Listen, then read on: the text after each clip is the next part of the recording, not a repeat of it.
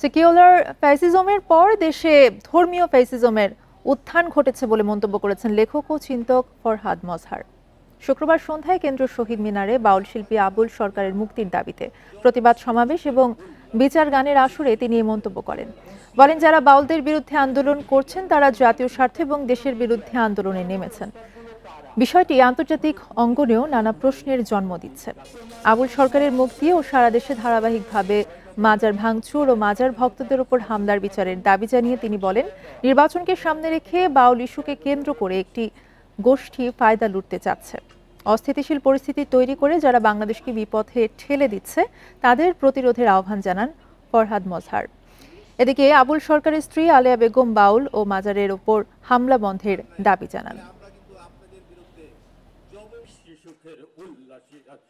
ইসলামের কার্ড বেচে ভোট নেবেন, ইসলামের কার্ড বিক্রি করে ভোট করবেন? আপনাদেরকে তো আমরা চিনে ফেলেছি, এই দেশের জনগণদের চিনে ফেলেছে। তাহলে আপনারা যদি এই খেলা খেলেন, এটা অত্যন্ত মারাত্মক খেলা।